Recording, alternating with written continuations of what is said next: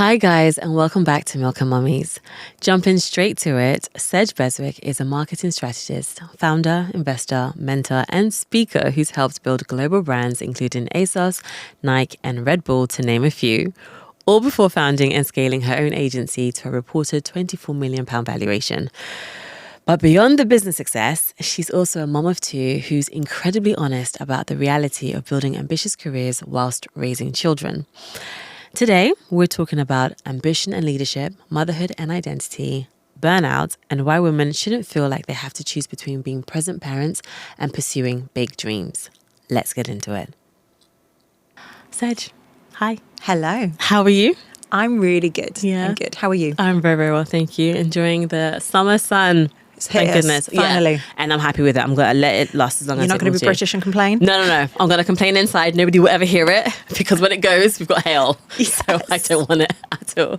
But I wanted to say thank you so much for making the time and coming down today. No, of course. I wanted to pick your brains about all things motherhood, the balance, career, ambition, all of that kinds of stuff, because I think you're someone, from all the stalking that I've done and the spending time with you that I've done, you're someone I think who has, I'm going to say it looks like, because it might not be, but it looks like, no, you've got such a great balance in how you do the two. And I think it's important for people to understand how it's done or things that they can do to implement into their systems to make things kind of manageable or wearable or just super, super easy. So I really wanted to pick your brains on all of that. But before we jump into that part of everything, I wanted to know, who was Sedge before everyone knew who Sedge was? Oh, who was I? It seems like such a long time ago. Honestly, I think I have always been quite free-spirited. Nice. I've always said yes to everything. I've always rolled my sleeves up, got stuck into the parties, to the work, to everything. Yeah. And I very much just wanted to just have a really good time, have a hell of a lot of fun, but also graft whilst doing it. Okay.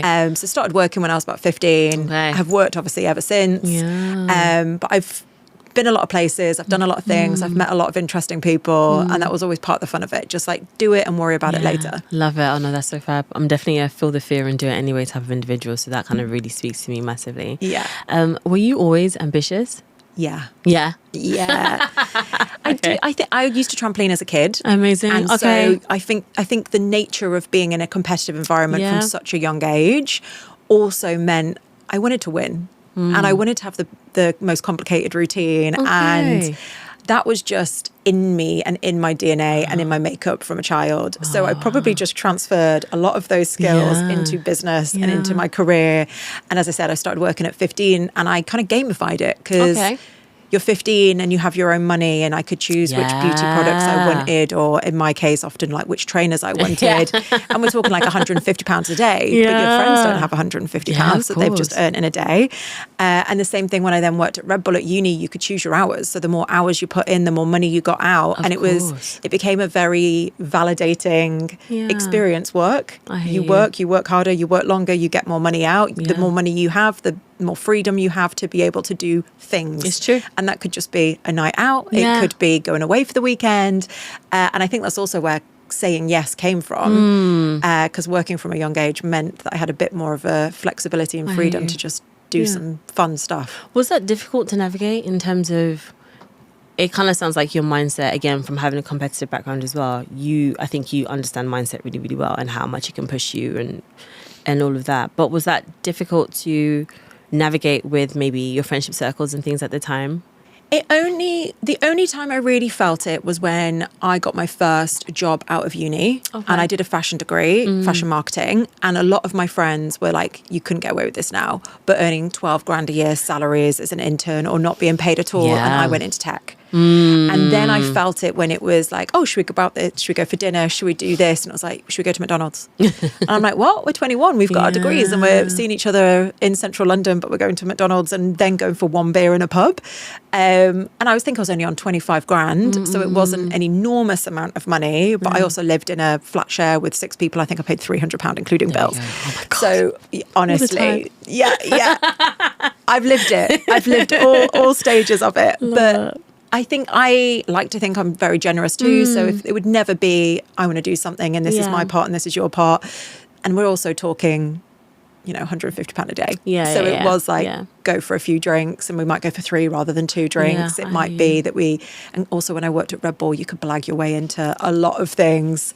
I was, extreme sports is gigs, music venues, all of that stuff. And then you can always take a friend and hustle them in. And the confidence, I think, then as well. I don't think I'd do half of those things now, but the blag was always the thrill. Yeah, that was always so much fun. So I'm comparing that to all things, say, my journalism background and friends who are cheeky enough, and like they're also all creatives in some way, shape or form, and just being able just to chat the chat and and I'd always be like, the worst thing they can do is say no. I know. And you'd never see those people again. Ever again. And the best thing, I'm on the front row of like You Me at 6 and Don Broco, and and then because you say you work for Red Bull, people are there like looking after you and stuff. So it was the best job you could possibly get. Yeah. And I'm like, I miss things like that. That was so much fun.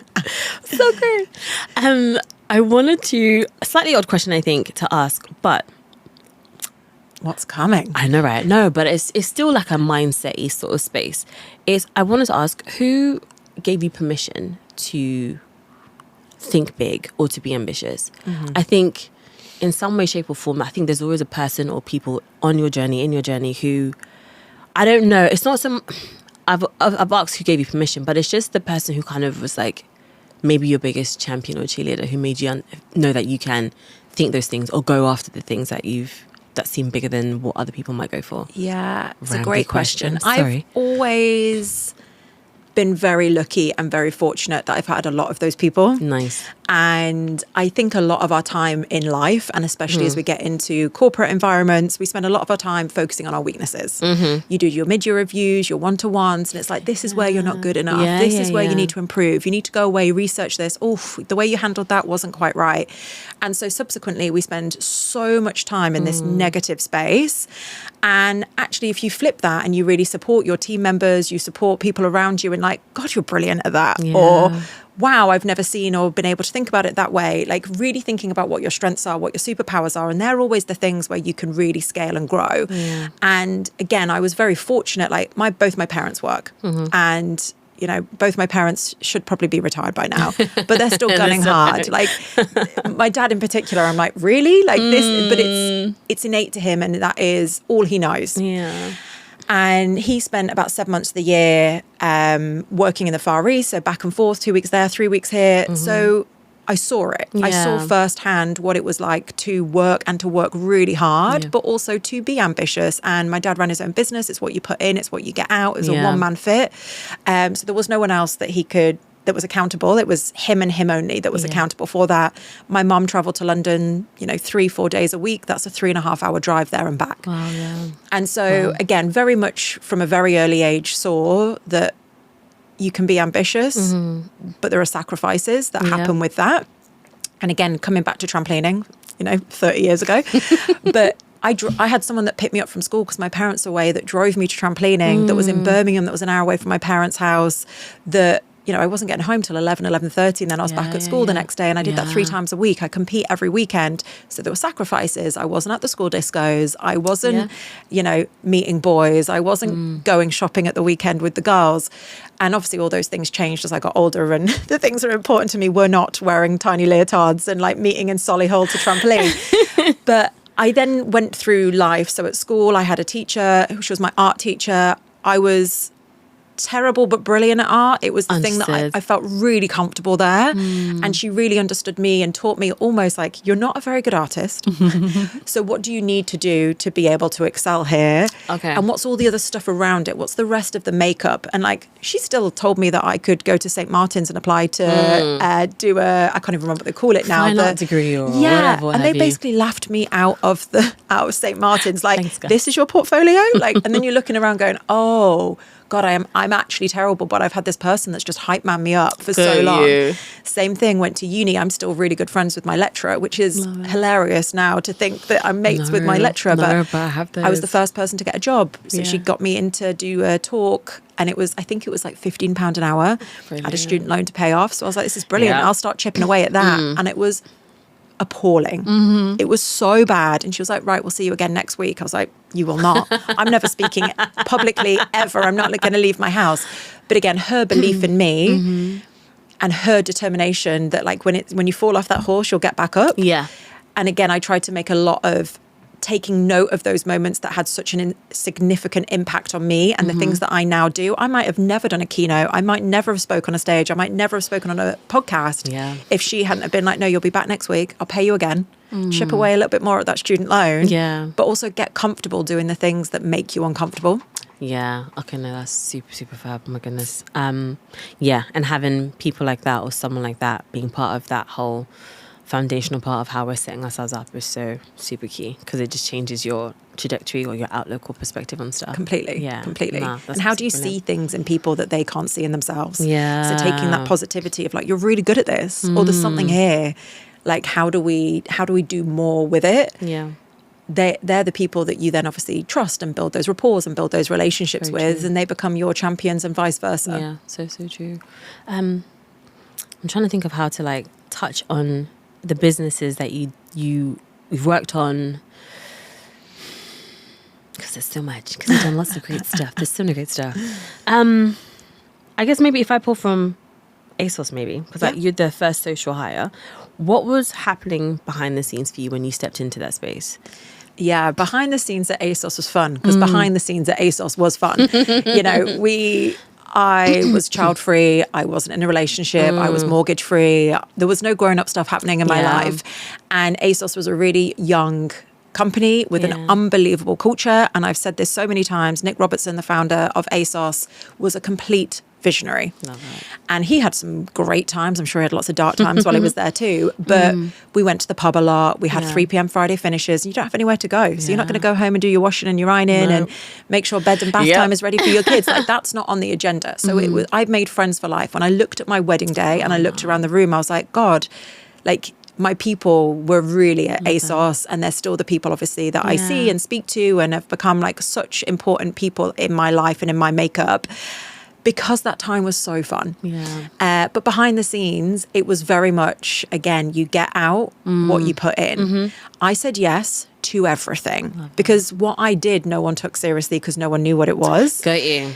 Yeah. But then there were these exceptional people, and I've hired so many people in different businesses and different roles and as a consultant into other businesses, because I know that process of getting into ASOS, you find and fuel the absolute best talent.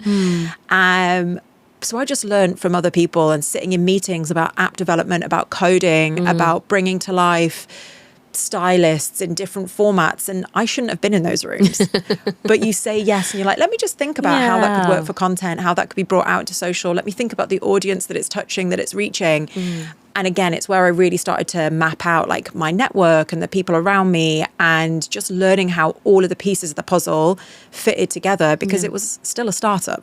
By the time I left, it was, I think, 3,700 people. But it was fun.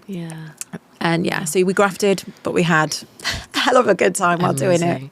How did you know when was the right time to leave, with how much you were ingrained in the culture, how much you loved working there and the people? There's a few different reasons. One was the CEO was stepping down and the CFO was stepping in. Liked both of them, but very different characters. And obviously a CFO running a business is very different to the founder running a business. I'd been there for 5 years and I was like, this just feels like quite a natural time for me to think about what's next. The second thing is my team of 32 people. I felt like I'd done it. I had all of the operations, all of the systems, all of the results behind me to be like, right, this basically runs like an agency within the business. And the third was I was knackered. And I didn't realize until I left. Oh, gosh. We didn't talk about burnout then. We didn't talk about any of these bits and pieces. It was, again, just like graft, go to the pub. And so, again, different time of working. It was very much who's first to their desk, who's last to their desk. It was a 5-day-a-week in the office. I covered 8 markets, so very fortunate for this, but traveled a lot with the job, spent a lot of time in New York, went to Sydney, went to Germany, went to like all of these different places to, again, I can't tell you what to be doing from a content strategy if I don't know the customer and the audience. But also managing a team of 32 people, that's a lot of energy that you're giving to a lot of other people. 100%. Most people were very young. I think the average age of employee was 24.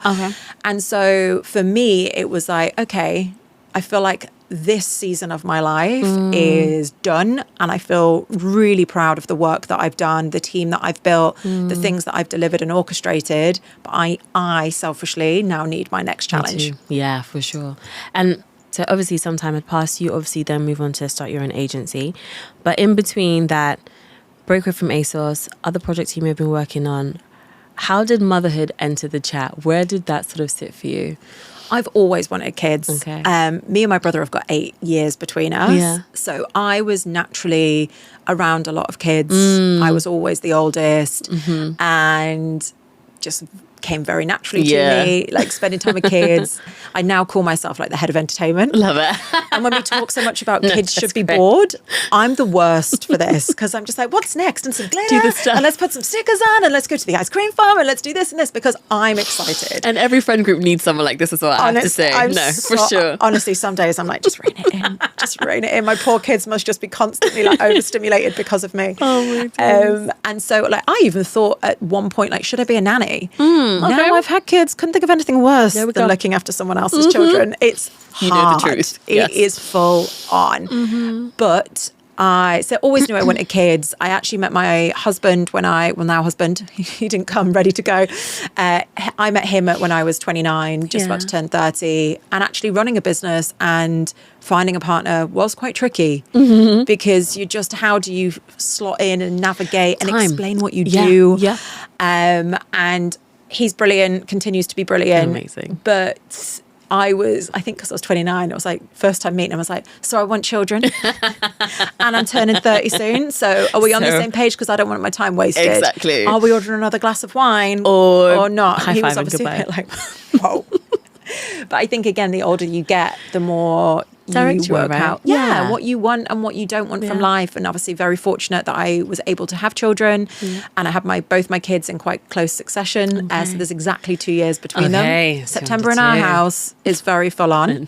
But it's, so kids were always had to fit into the plan. Okay, nice. But if I was to be completely and utterly honest, because I grew up with nannies, I just assumed that I would keep going with this big, sexy CEO title and the team of 60 people and an office in New York and an office in London, and I would have a nanny. Okay. But I was 34 when I had my daughter. I had a horrendous birth, as I think most people probably do, is the reality. And I was going through a private equity deal. And then I went back, I had a nanny. I did a very intense, for those poor nannies, interview process because I treated it like a job. And I hired this nanny. I stalled her because she was meant to start, I think, after 2 months. Okay. And I was meant to go back in full time. Yeah. Obviously worked anyway while I was on maternity leave. And I was like, I'm going to take 4 months. Okay. And the first day when she, bless her, excited for a first day at work, opens the door and I just sobbed. I was a complete wreck. And I was just sitting there thinking, why have I hired someone to do the job that I want to do, that I'm also really good at? I'm best for this job. She could have every qualification under the sun, but I'm her mum. And so I got on the Northern Line and sobbed for an hour. Oh my Everyone around me goodness. must have been like, what on earth's happening? Do we do something to be... And again, I know that I'm in an unbelievably privileged position to be able to afford a nanny, to be able to then go and still continue to work. But it wasn't what I wanted. There we go. And so there was a lot of complexity and lots of legal fun and lots of drama and a panicked husband. But I was like, no, like something has to give. And so obviously when you own a business, it's not, you can't just quit immediately. No, There's you lots can't. of complexities. Yep. So I was, I probably stuck around until she was about 9-10 months old, but also was in Amsterdam with Nike when she was a few weeks old. I spent 5 weeks when she was 4 months old in New York with the nanny, with the husband, with the whole full package, making things work. But I got the joy of having a bit of time. Nice, okay. To just pause. What do I want out of my life and how do I want to be as a mom? And again, I don't think a lot of people get the opportunity to think about that and to have the time, especially when you've got kids, right? Because it is full on. It's 24/7. My eldest, God love her, did not sleep. At all. As we talked about before we went live, I don't cry. And I was crying most evenings because I was exhausted. And actually the nanny did say to me, she was like, I think you're the problem because you come home from work and you're so excited to see her. So I'm like, and the room on the broom and the witch said this. And I like, this poor kid's desperate for sleep. And I'm like the most excited person for bed and bath time. But she didn't sleep. It was brutal. Sleep deprivation is a form of torture. And so I was trying to navigate all of these big changes in my life. I still had a team of 64 people that it was my responsibility to look after them and to work out what was next for them. But I also, no one was looking after me. And I was wrecked. And I also wanted to look after my daughter. So that was the big pivot and a very pivotal point in my life, in my career, where I got to choose to be mum first and foremost. What was the first thing that you did, like, to sort of implement, no, I'm choosing mum and this is how I'm going to do it? What was the first thing that you figured had to shift? The quit comes with such a negative association. The word's got such a bad PR. And like, did I quit? Because I sold my shares. So I had flexibility and a level of comfortable that I could sit on, but I still quit. I quit a private equity deal. I quit the business that I founded. And as part of that, the big thing for me was like, I had to really reframe what success meant to me. But I also had to, quitting isn't just you leave immediately and you disappear or something changes or the next opportunity is there. It's all about timing. So what were the quick incremental things that I could do that gave me the peace of mind that I was spending enough time with my daughter? And so my easy win was, I'm not working on a Friday. That is boundary number one. I didn't know what the word boundary was pre-kids.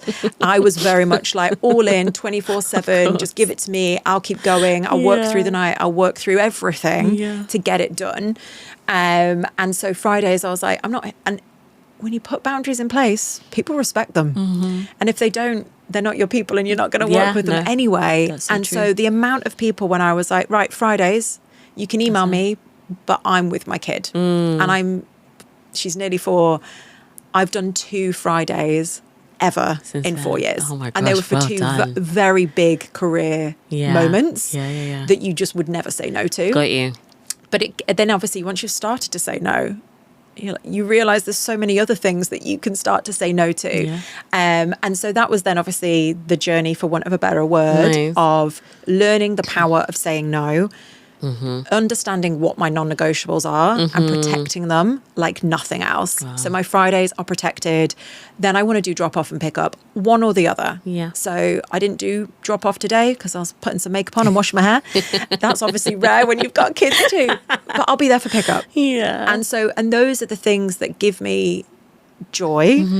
And the happier I am, the better work that I do. You know, I'm not on the big sexy salary, but I'm spending time with my kids. And at some point, they'll be at uni, they'll be traveling, they'll be doing their thing. They won't want to be running out of nursery and giving me the biggest cuddle ever. Like, so take those things while I can. Sedge is in my brain. That's literally my mantra or my thinking or my thought process. And yes, there are things that are challenging or difficult, etc., etc. I get it, but you won't get if those things are important to you, you're not going to get those moments back or that time back. So if you're going to make time for it, make it and commit to that. So exactly, in my brain. You've touched on the fact that obviously you've set your boundaries, so ambition has changed slightly or drastically. I think drastically, because I've said this so many times everywhere. Ambition does not die in the delivery room. I didn't just have my daughter and all of a sudden change the person that I am. I'm still driven. I still want to work. I still need to work. And it's really important to me that my 2 girls see me work. And I really admire how hard I saw both of my parents work as well. And so that I think is hugely important to them. But I think also there's so many other things that are important. Especially in this AI world, total tangent here. It's so important to make your children see the possibilities, to be able to be storytellers, to know there is no limit to your imagination, especially in girls. There's this terrifying study that from 5, girls assume and are told and believe that they are not as smart as boys. So I have a job to do, and I can only do that job if I am present, and if I can be there for story time, and if I can do those crazy sparkling glitter stickers, it's like, what can I do to really fuel that imagination, that excitement in them, and to really make them believe what is possible. And they can do whatever the hell they want. And I'm here, and their mom, I'm backing that. But they have to be able to, proximity is everything. They have to see and hear and learn and read about what those options are. But for me, I'm still ambitious. I'm still very ambitious. I still am motivated financially because as I said, like validation for me is someone paying me for the thing that I'm good at. Yeah. And that's a two-way. You do the thing, you do a good job, you get paid for it. You do more, you get more money. And obviously that also helps with flexibility and freedom. I don't believe that money is everything. I do believe it gives you the option of choice. Very true. But so for me, success used to be more. Yeah. How do I do more meetings? How do I take more clients? How do I have more targets that I can smash? How do I have more people in my team? And more is often more problems. There's more things to manage. There's more stakeholders to keep happy. And for me now, I'm very much in a stage of doing less better. Okay. I still give myself, and it's only me, I give myself a financial target that I want to hit, that I want to deliver in the year. But I'm also not going to kill myself to get there. I'm not going to be emotionally drained if I don't deliver it and hit it. And actually, so for me, it's like success is keeping my Fridays. Success is doing nursery drop off or pick up. Success is my kid picking up a book and recite. She can't read, but she will and she's got all of these amazing voices that she brings out. And you're like, this is the thing I'm doing. This is the fun stuff. Yeah. And so really sparking joy in the work that I do, having a very mission-led approach to work, which is what I do now. And just being as present as I can. Love them. How does it feel knowing that they're watching? Because they watch everything and they soak up everything. So everything. Right now, everything. I'm watching Zena repeat certain things that I say to her dolls, and it makes me really happy because I feel like she's actually really received the lessons that I'm trying to make sure she's receiving, or she's understanding how things can be. So it's amazing to watch it, but there's also a bit like, oh, they're really paying attention. But how are you finding that when they're watching your every move? The funniest anecdote here is when my daughter was 2, she must have been 2.5, and my little one pooed in the bath. Okay, yeah, sure. And my big one, Mari, looked over the bath and just looked at me and she went, oh, for fuck's sake, she's pooed in the bath. And I looked at her, and it was exactly the way that my husband says, for fuck's sake. Okay, got it. And obviously you're told, like, don't respond to it, don't react, don't laugh, don't do this. And I was like, I've got to pull her up on this. Yeah. So I sat her down and I was like, look, for fuck's sake's a really naughty word. We don't say that. We don't say that ever. She went, well, mummy, how come daddy says it? Daddy says it in the car when there's traffic. Daddy says, and listed off all these times when my husband says it. And he wasn't at home. So when he got home, I was like, hilarious. But just so you know, she's watching and she's delivering it perfectly. And she's also picking up the moments when you're doing it. For 6 months, she never said it again. Okay. Then I go to pick her up from nursery. Do you mind just coming into the office for a minute? Great, that's going to be... Like, okay. Go into the office and they're like, we do a thing called circle time where all the children sit in a circle and they're all quiet. Okay. And one of the boys said poo-poo. And we said to him, you don't say poo-poo, we only say toilet words in the toilet. Okay. Your daughter stood up and said, you also don't say for fuck's sake. For fuck's sake's a really naughty word. So none of you say for fuck's sake. And they were like, we all burst out laughing. We all had to basically go into the corner and sit really quietly. It was the delivery. And that's when I was obviously it's an extreme, hilarious example. Okay. And obviously I had to sit down and explain to her, like, even when you're telling people the things that you're not to do, like, we don't do it. And it's just, it is incredible. They are sponges and what they pick up and the delivery and how they do it. But again, it makes you far more aware of how you are and how you are with strangers and how you are when it's helping someone in a supermarket. And now we're at the stage where she's nearly 4. Everything is why.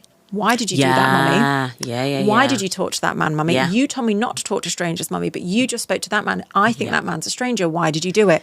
So you've got this gigantic world and you're trying to teach them, obviously, right from wrong and empathy and all of these really important things, but also there's a lot of scary stuff that happens in the world and how do you protect them, but also give them the confidence. It is so complicated, but also an incredible experience and opportunity to be able to do that. But they are watching. And that's why I think it's important that they do see me work and see the juggle and see all the things that it takes to try and get it all to fit together. No, absolutely. So Zena's 3.5. The wires are thick and fast. Oh my God, it's so frustrating.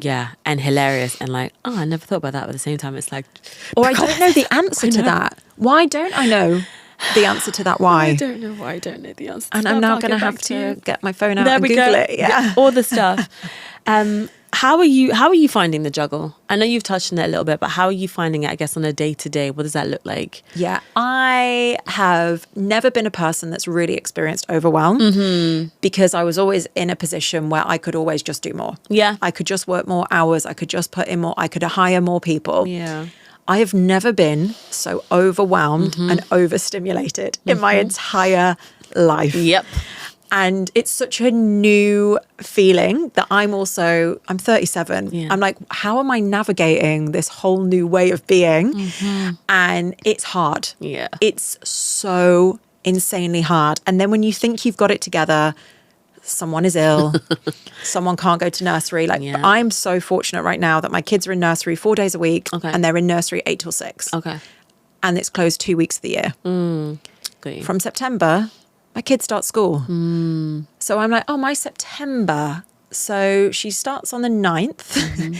She does 2 hours. Then she does 1 day. Then she's 1 day off. Then she finishes at 3. And for the first month, they can't do any wraparound care. I'm like, I don't know how people do this. Yeah. Let alone when people used to go into an office 5 days a week. Let alone when you're a single parent. I'm just like, so there's so much complexity. And I really don't believe that you can understand what it is to be a parent if you haven't been one.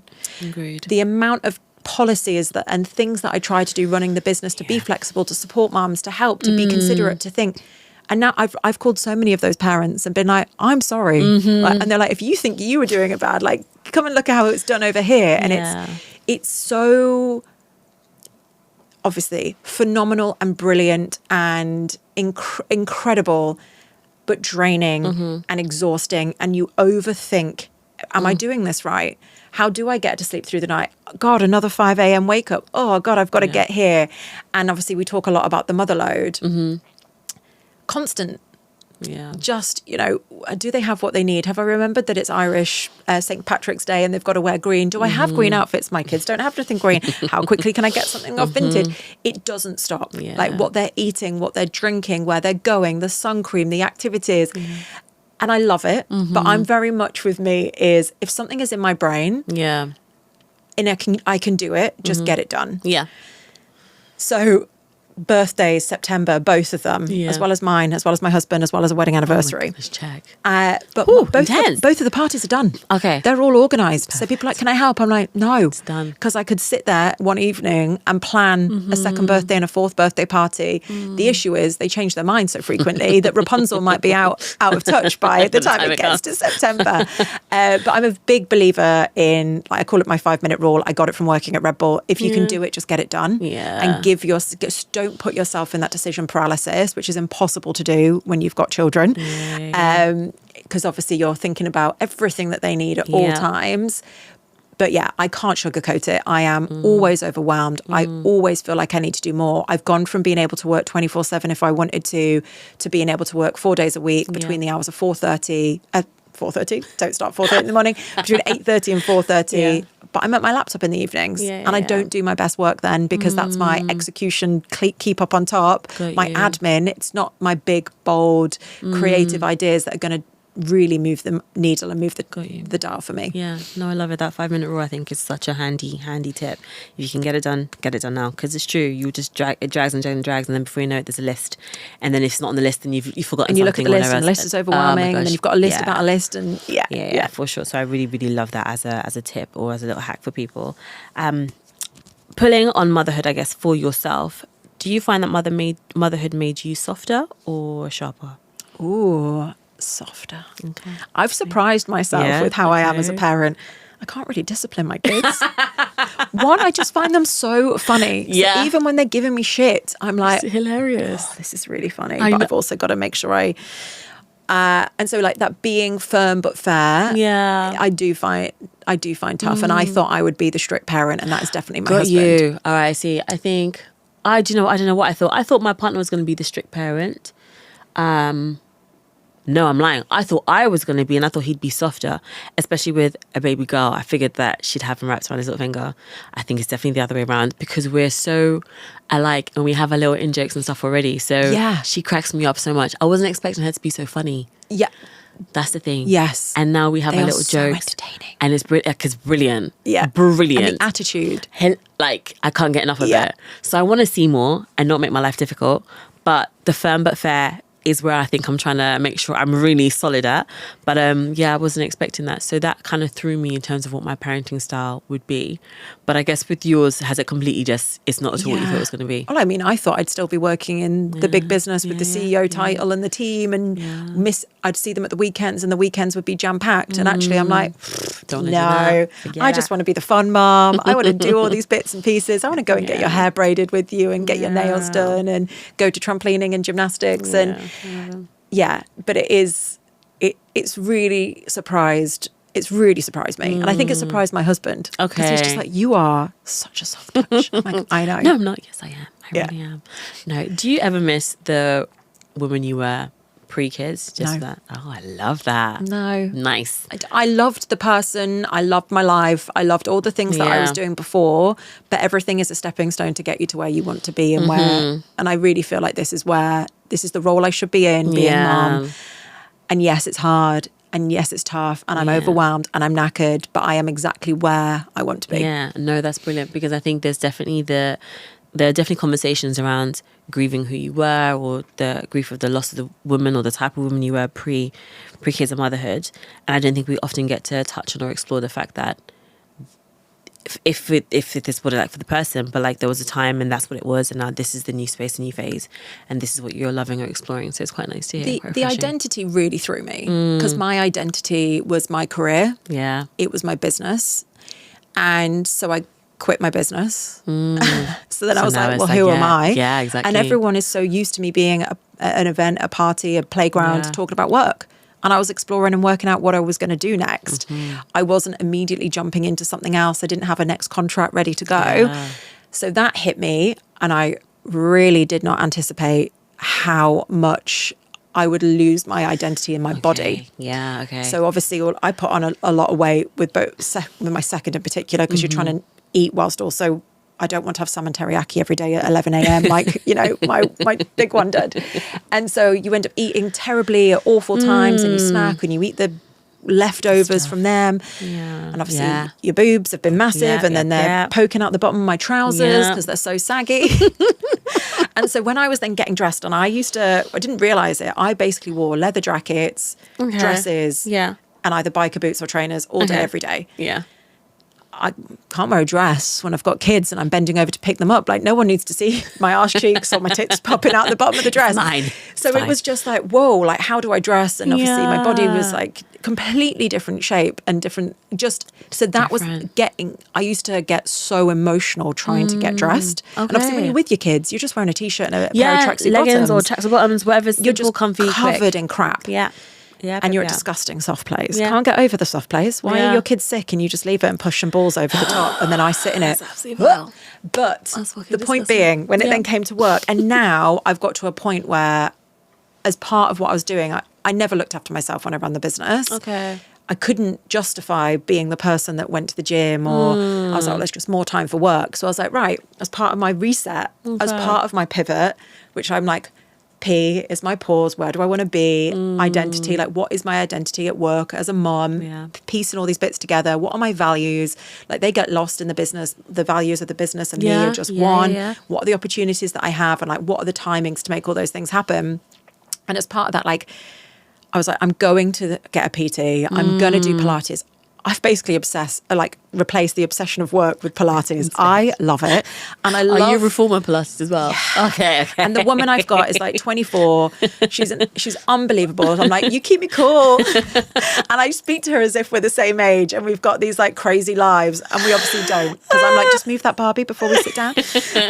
But she's ace, and I'm like so fortunate as well to like have her in my life, and she's become like a mate as well as a Pilates instructor. But like, I got my body back, and I had a C-section the second time, which is the main reason why I also did Pilates, because everyone is like, if you want this working again, this is how you do it. But now I get so much joy from going to work and leaving the house and working out what I'm wearing. I did a fashion degree. I worked at ASOS for 5 years. And a man said to me, that was a supplier, he was like, I don't understand why you wear makeup. Like, you've kind of had your time, and now I'm like, fuck off. Like, who are you to tell me that I can and can't wear makeup, and like I'm wearing too much makeup for you? And I was like, I'm not doing it for anyone else. I'm married. I'm locking that shit down. This is for me. And I like want to feel good, and I want to feel my best. And like, to quote Farron Clark, like, when I feel good, I know I do my best work. And whether that's on stage delivering a keynote, whether that's in a one-to-one with a mentee, whether that's on a podcast, like, it's the joy. I have the joy of getting dressed, the joy of putting makeup on. But for probably 2.5 years, because the kids were in close succession, I didn't have that. I would just dread putting clothes on. I would dread an occasion. I'd dread a meeting because I hated what I was wearing, the way that I looked. Got you. So I've been shopping. That's fun. Reinvention. Go for it. No, but also, as you said, like, just stepping into this new version of yourself who's found the things that you enjoy, the things that you've loved, and you've moved away from that space of not liking what you saw in the mirror or how you dressed for those 2 years. It makes perfect sense. That shift is fab. How much did you have people kind of in your space with you making the changes that you were making? Because you're not being the Sedge that they know or expected you to be, right? How was that with motherhood as well? Oh my gosh. In business, in babies, people will always give you their views and their opinions, and it comes from a really good place. People are trying to help. They are trying to share their wisdom, their experiences, but everyone's experience is different. So you can take it and you can choose what to do with it. And that can be to completely ignore it. In business, why on earth are you leaving? Are you mad? Did you actually get fired? Or were they done with you? They had enough. Well, why would you leave the big... How will you pay your mortgage? Do you not think you should just do the same business again? Well, you've got your network. That's what people know you for. Rinse and repeat. Breastfeeding. Do it. Don't do it. You should do it. You need to do more. You need to be at home 5 days a week. Why on earth would you put your child into nursery? So you don't want to spend time with your children. It's constant. And it's constant from your peers, from your friends, from your families, from social, from content, from all the media that you consume. The main thing that I have always tried to remember, pre and post kids, people are telling you those things because they care. But you are the person that can decide what to do with it. And I appreciate I come from a place where I'm set on who I am, and I can block out a lot of noise, and I'm firm, so I have no issue in being like, shut the fuck up. Thank you, but I'm not going to take that. And again, when no two experience is the same. My first pregnancy, awful. I was operating on about 4 hours sleep. I was so stressed. I was petrified of whether she was well enough. I was going to scans constantly. Terrible birth. I think I was in hospital for like 6-7 days. Didn't sleep. Breastfed like a dream. I was like, this is the easiest thing on the planet. Like, this is my calling. Second one, easiest pregnancy. And slept. Wouldn't feed. Was on a bottle in weeks because just would not go anywhere near. Didn't want him. Anywhere near me. Got it. Such a like angel, easy. But like, then there was all different challenges that came with her. Like, I won't go into them because she'll probably kill me when she's 18. But it's just like, I really had a way of what I need to do and the things I need. And same thing, second kid, I probably used 5% of the stuff that I bought the first time round because my confidence was different and the way that I felt was different. And obviously you're navigating two that would needed completely different things from me. So again, comes from a good place, but take everyone else's lived experiences and do what's right for you. Yeah, no, I love it. That's again a great tip, great advice on how to cut through that noise, because it can be insanely and intensely overwhelming if you're not too careful. So that's really fab. With you navigating and juggling motherhood, familyhood, and business, career, ambition, as you said, it doesn't die in the living room. It's just, again, how you decide to continue with it. Why do you think so many women, so many mums can feel guilty about wanting more? Yeah. I have mum guilt. I have mum guilt every single week without fail. And I think, one, we work and operate in a society that just isn't built for us. Okay. The system's not going to change overnight. And that's tough and it is hard. And again, I'm fortunate because I very, very much co-parent with my husband. And I would argue he does more washing and more dishwashers than I do. And I, pull different levers in different places, and there's different things that I bring that he brings. Our family only works and operates, because that is a 50-50 split. And it's not, oh, you know, he's been an amazing father. It's his job too. Yeah. And you struggle and you juggle and you make it work together. And again, very lucky that we're in a position where we're able to do that. He's not, you know, working 5 days a week in a different city and we don't see him. Like, so I think there's, again, it comes down to everyone's circumstances are so different and situations are different, whether that is whether you have a partner, whether you, where and how you work, whether, you know, there's so much to it. There's so many variables. But everywhere we look, you always feel like you should be doing more. You're not fully at work. You're not fully at home. We're supposed to parent like we don't have a job and work like we don't have kids. And that's brutal, because the expectation of us is so extreme that you're, of course, going to feel like you're never doing enough, that you're constantly failing. And then you swirl around in that cycle of, well, something has to give. So what's the thing that gives? And that's where, again, boundaries is a very complicated, very big word. But the more that you can have those boundaries and say them loudly. Yes, that's true. This is it. This is what I'm doing. And we're going to give it a go. And I spoke to a woman recently in one of my mentor cohorts who was like, I want to change the hours and I'm going to go in and I'm going to say, I'll do this. And if it works, and I'm like, you're giving them room to say no. There we go. And that's what we do as women. We know what we want. We don't know how to ask for it. And so we start apologizing before we've even got the words out of our mouths. And again, very easy for me to do in the seat that I was in, because I'm not the one that has to then go and have those hard conversations. Yeah. But change the narrative. I am going to be happier and have more job satisfaction if 3 days a week I get to take my kids to school, pick my kids up from school, insert what is important to you as a person. So as part of that, I'm going to leave the office at X. I'll still do the work. The work will still get delivered. We will have a meeting in 3 months' time and you can tell me how it's working and operating for you. Nice. Because every mum that works, that juggles, that does it both, is picking up their laptop, is picking up their phone. They get their kids to bed and they're doing the same hours, if not more. Yes. And I really firmly believe that all businesses should hire more mums. If you can get the flexibility right, they are incredibly loyal. They're not going elsewhere because they've got it that works for the season of life that they are in right now. Yeah. But equally, I used to say, if you want something done, give it to the busiest person in the room. Now I'm like, just give it to a fucking mum. 110%. They'll work it out. Yeah. They will, you know, juggle, prioritize.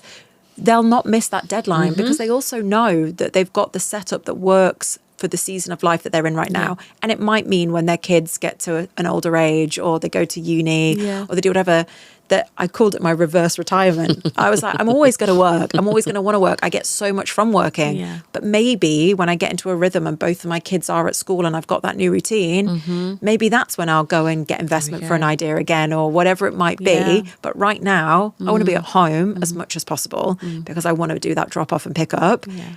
And I feel more guilt not being there for them than I do saying no to a meeting or whatever it might be. Yeah. No, again, another fab tip. We got tips for you today, guys. We got it. We got the tips.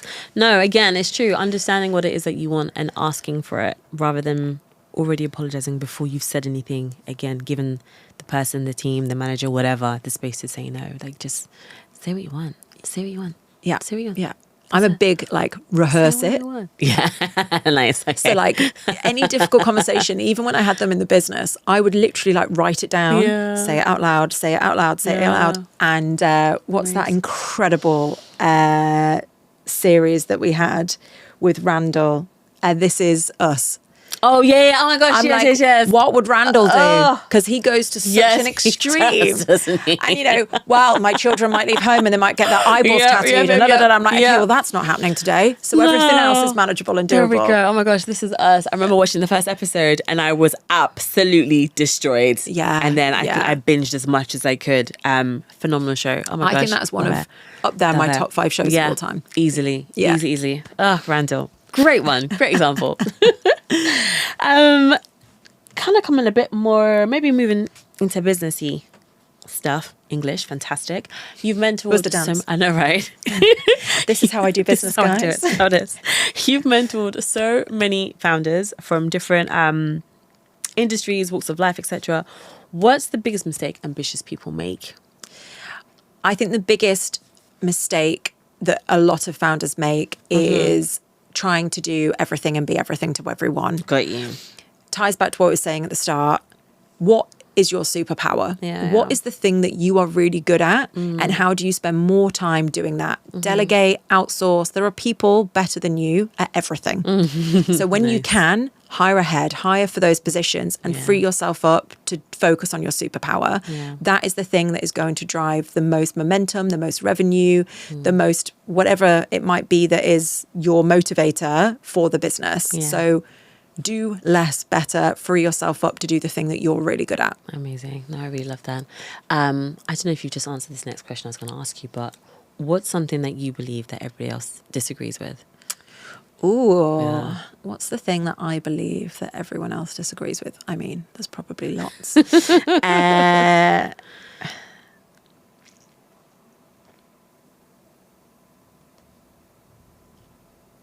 does everyone else disagree with?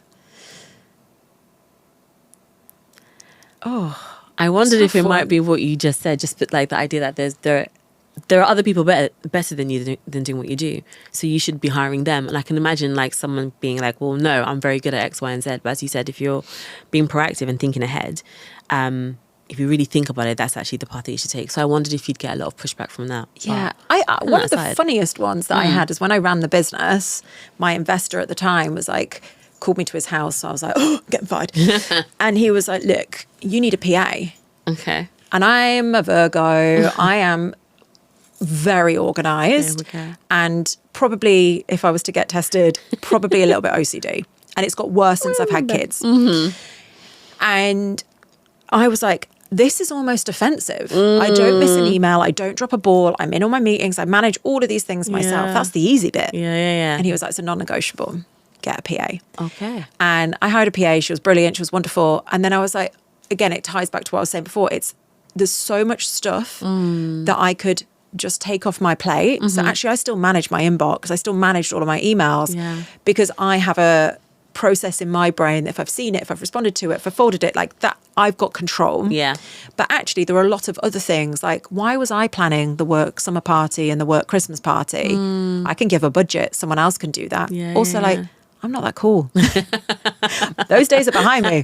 So someone else knowing like where people go, what they do, booking the restaurants. I was getting married at the time. So like she did so much for my wedding in like the prep and managing suppliers that I then didn't have that headspace. It was like things you could draw off. And I have a PA now. Is it the hire that I should have made that would have driven the most growth, the most revenue? No.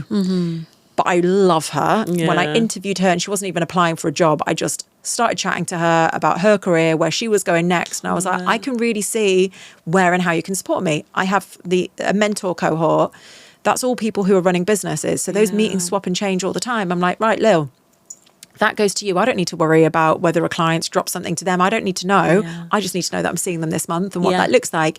And that can change on the day because my job is to fit into their world. And I think a PA, an EA, a virtual assistant is probably one of the most undervalued positions that people don't think about when they're scaling a business. Got you. And I think the impact can be huge. They're not I was very much, every bum on seat had to equate to 150K in gross profit. Got you. That's how I knew that my business was going to be profitable. So I struggled when I was hiring roles that were new business or finance or operations or HR, because I was like, well, my GP is going to go down and my operational margin will impact. But actually freeing myself up to do more of what I'm good at. I was very good at, I knew the influencer space inside out, back to front. I was very good at selling it. I'm very good at understanding a person's problem and finding the solution for it. So the more time I had out in the wild, speaking to brands, speaking to clients, meant that I was actually building the pipeline. And the more admin that my PA could take and do that was better than me at it. So it's what are the things that you can do, again, to free yourself up to do what you're good at. Okay, no, I hear you. If a mom is sat on an idea right now and she's too scared to start, what would you say to her? Do it. I think that we have a lot of... So I think we have a lot of ideas, a lot of great ideas that we are just sitting on, and we are too nervous to put it out there, to put it out there to the world, to put it out there to a friend in case it fails. And that again comes back to society. You are told all the things, that you are bad, that you are wrong. I think generationally, we've got to help people know that you're going to get rejected. You're not going to get the job. We can't just sugarcoat and protect people. And I think, again, in business, we're so scared of failing. And when we fail, that's where we learn and where we work out what people actually want and what people need. So write the business plan. Because when you write the business plan, you'll find gaps, you'll find flaws, and speak to people. The amount of people that I've got an idea. Don't know if there's anything in it. I think I'm excited by it. And then when you chat it out loud, one, you've got the abracadabra theory, you've said it. So you're kind of doing it, you've committed. And the second is you then get other people's experience and lived experience of whether it's going to work or not. So I'm a very firm believer, like, back yourself, give it a go. If it didn't work, you'd have learned a lot from it. And understanding like what those success metrics look like to you. Like, I've hired people who don't want a pay rise, who don't want a title change. My job is to understand that and to make sure that they still get job satisfaction in a different way. And that might be because they have children and that they want to be able to leave at 3:30 and do drop off and pick up, but the job just becomes so natural to them. They're the best hires. You know, like, so but there's also people that have got businesses and they want world domination. And so again, like, is this the season of your life? Like, can you go and raise investment and dominate and travel loads and do all of these things that take being a founder? Or is this because you want to be a freelancer and you want to make more money, but you want to work remote? Like, really understanding your why. Why are you doing it? And then just back yourself, learn on the go. Amazing. That's, again, fab advice. If your daughters copied your relationship with work exactly, would you be happy? No, because I don't want my kids to be on social. It's so complicated having children when I built my career through social media. And obviously I've thought about this a lot with the social ban coming in and of course, the repercussions and implications and things that have happened and worked and not worked. And it's majority not worked in Australia. If you take away the thing that I did, in the practical sense, where I was good was identifying things that were happening that no one knew anything about and being early. I was early into social, so there was no one for me to learn from. There was no one to tell me whether I was getting it right. You would just learn on the job. I was early into influencer, same thing, just kind of learned on the go and worked out what worked, what didn't work. So like, I really like them, and I think, you know, anyone with teenage kids who's trying to think about what to do, like, don't go into social. Look around it. Like, where is the world going? And I used to really think I want my kids, this is pre-having kids, to learn Mandarin, and I want them to be able to code. Both of those are obsolete because there is Emergent, there is Lovable, there is Claude. They can all build unbelievable sites and apps and whatever it might be in a fraction of the time and for no cost, essentially, just a very base level. And Mandarin, like, where we're doing business and how we're operating in business, those markets have changed and they're moving on. And so I come back to what I said before, like, the thing I'd really like my kids to take from me is I'm a good storyteller because I read a lot and I'm often selling what I do and how I do it and what that will mean for their customer. And I believe that storytelling is the thing that unlocks imagination. It is about, there's a difference for me between manifesting and visualization. I'm a big visualizer. All the way back to the start of the podcast, when I used to trampoline, I would walk into that sports hall, whether I was 8, 9 years of age, I'd get my leotard on, I'd be in the corner of the arena doing the routine in my head. Because if I could visualize myself completing my most complicated routine in that arena with the judges that I can see, I'd perform better because I could see it. And I think it comes back to the earlier question about if you're sitting on an idea, what do you do with it? visualize yourself doing that job. Don't manifest and say, I really want this to be successful and I really want this to work. Visualize what will happen. How will you work? What is it that you're doing? Because then you put yourself into a completely different frame where it's happening. And yes, it might be happening step one in your head and how it's working out, but you're working out the things that are important to you and how those bits and pieces work and thinking bigger. And so for me, the art of visualizing, imagination, thinking bigger, telling those stories, and in a world where we all have access to the same tools, we are all using Claude, we're all using ChatGPT, and all of us should be. They are amazing at helping us in delivery. Our creative idea, our zone of genius has never been more important. I can speak to you for ages. I don't want this podcast to end, hence the off-key singing. Oh my gosh.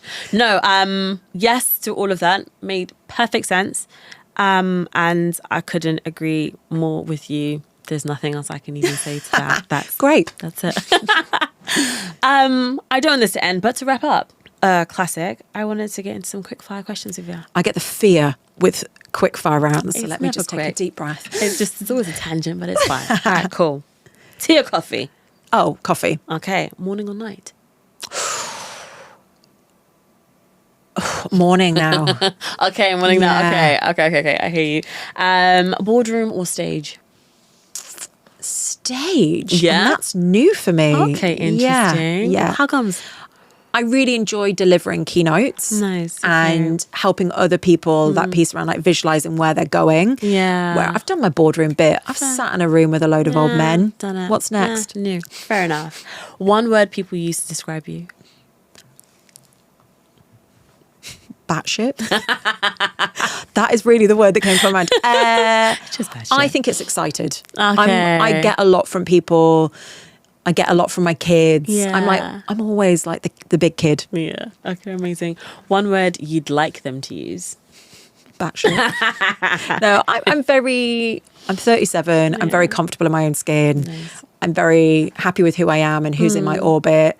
And so I do think they would say overexcited, giddy, but also driven, ambitious, ballsy, you know, all of those things I'm happy with. A lot of people call me a dick, you know. All right, fine. Can't keep everyone happy. Yeah, can't. So that's what it is. Yeah, really. A book everyone should read. Gang Leader for a Day.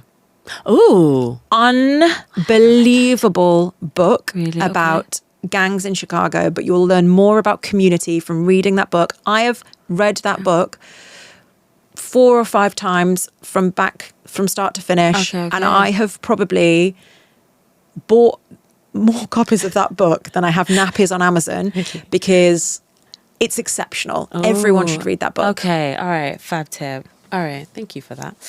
Most underrated leadership skill? Listening. Oh, nice. Most overrated business advice? You can do it all. Go-to mum hack? Go-to mum hack? I mean, always carry stain wipes with you for yourself, for them. Yeah, no, it's an excellent one. It's true. The amount, I just love dressing my girls. Good. I love it. And they've got different personalities. Zara is a dangerous place. Okay. Then you put them in this bloody brand new outfit and immediately the ice cream, all in it, the yogurt, forget it. the everything. Yeah, so I'm always there with my little stain wipes. Wipes are always a good one. Success is... Finish that sentence. Success is making it work for you on your terms. Nice. And finish the sentence. Motherhood is brilliant and exhausting in equal measure. Nice, amazing. Sedge, thank you so much for your time Thank today. you. That went so quickly. No, I know, I really, really did. And I know we were talking fast and there's so many things I didn't even get to ask you. But no, I'm so grateful for your time today. And you've just said a lot of sensible, relatable, practical tips that people can really implement in their everyday and isn't scary, if that makes sense. Good. Because I know when people want to even for myself, sometimes I think if I'm pursuing something or I want to do something where it feels too big, etc., it's just, if you break it down into the tiniest steps, just take one step and keep going. Keep moving forward. So exactly. You made a lot of sense. Good. Which I was expecting you to do. That was just fab. That was great. Oh, no, thank you so much for your time today. Thank you. As always, guys, thank you so much for tuning in to Milk Mummies. I'm going to leave all of Sedge's details below, but if there's one thing I want you to leave with after watching this episode, is that you can do it. I'll see you next time.